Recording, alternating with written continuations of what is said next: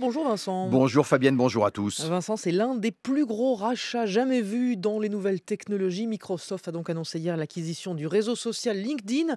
26 milliards de dollars. Question, pourquoi c'est si cher?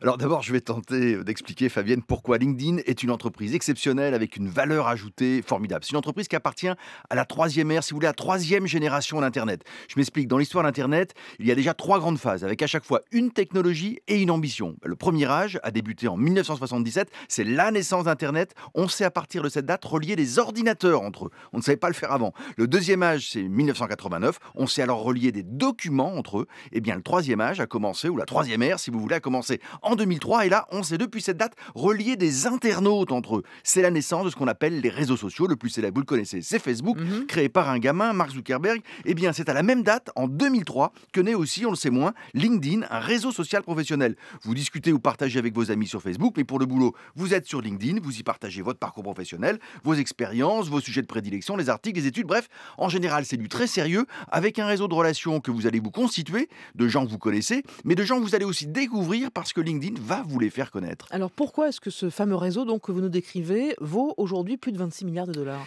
Pour plusieurs raisons, Fabienne. D'abord parce que LinkedIn est au cœur de l'économie des talents. Le cœur battant de LinkedIn, c'est un réseau de cadres, de créateurs, d'innovateurs, de start-upers, d'entrepreneurs, dans le monde entier, dans tous les domaines de la technologie, du marketing, de la finance, de la pub, des médias ou de l'éducation. LinkedIn a aujourd'hui plus de 430 millions d'utilisateurs. L'âge moyen, c'est 40 ans. Nous vivons aujourd'hui le développement de l'économie de la connaissance. Et dans cette économie, eh bien, ce sont les talents qui priment.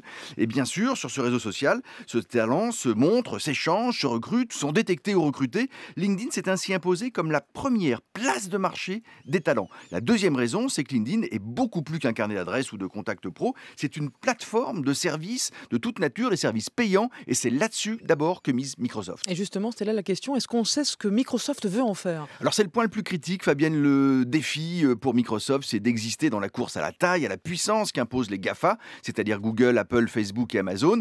Hier, sur la toile, beaucoup d'internautes se montraient dubitatifs sur la capacité de Microsoft, géant historique de l'informatique, à développer vraiment ses acquisitions, en rappelant quelques échecs cinglants pour digérer et développer par exemple la division téléphonie mobile de Nokia ou l'application téléphonique Skype qui ne cesse de décliner depuis que Microsoft l'a racheté. Les optimistes disent que Microsoft a enfin appris de ses erreurs. En tout cas, l'entreprise fondée par Bill Gates vient de réussir un sacré coup en mettant la main sur LinkedIn. Merci beaucoup Vincent Giret du journal Le Monde dans le décryptage éco sur France Info.